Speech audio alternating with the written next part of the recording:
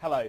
Well, two things that are really being talked about today on the trading floors. The first one is what's happening in the European bond complex. You've got German 10-year yields now trading at 68 basis points. The spread between them and the Japanese 10-year now at 27 basis points.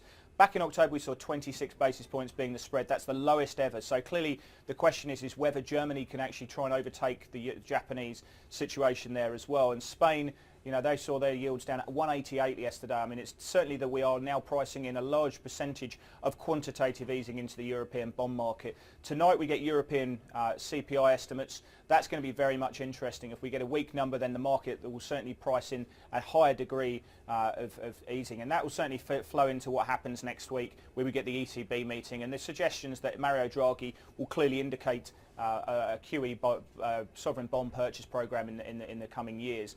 But the major talking point is clearly what's happening on the floors in the oil complex. If you look at Brent prices, you look at WTI prices, probably they had their biggest one-day move that we've seen on an OPEC meeting since records since 1997. We went home yesterday in Australia. The Brent price was down 1.5%. The WTI price was down 1.3%, but it's since collapsed, and Brent prices are down a further 5.4%.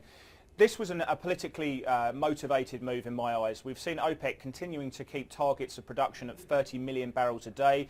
If you look at supply at the moment, it's around about 31 million barrels a day. The actual demand side of things is just over 29 million barrels a day. So the failure to actually cut that target, and countries like Venezuela and Algeria were clearly looking for about a 2 million barrel cut to bring it back into a supply side balance. Has really seen people suggesting that the market is now going to dictate forces. The Saudis are very happy with what's happened here with the falling oil prices. It seems that they are driving the show. If you look at the Russian support for the Assad regime in Syria, it suggests that they are in direct opposition here, and the Russians themselves have a $100 oil break-even level. So it seems that they are directly targeting the Russians, but they seem to be also directly targeting the US shale gas producers. The US shale gas producers will manage to stay productive at around $65 on the Brent price, but for how long, that's the question. And by all accounts, given the size of the coffers in Saudi Arabia, it seems that they'll be very happy and able to hold Brent prices around $65 for quite some time.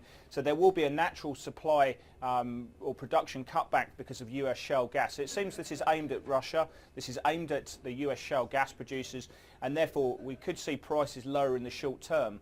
We've got to see who this naturally benefits. It naturally benefits drivers. It naturally benefits the Saudis longer term because of their market share. OPEC themselves have about a 35% market share in the oil complex. It's going to impact positively retailers longer term, companies like DHL, and clearly the Gulf states, because if you look at break-even rates in Kuwait, they're around $63. If you look at Qatar and United Emirates as well, they're both the lowest. They're all the lowest producing nations and have the lowest break-even point as well. If you look in OPEC, the highest is clearly Libya at $184 per barrel. Countries like Venezuela have 162, Iran, and some of the poorer nations are clearly going to be struggling as a result of this.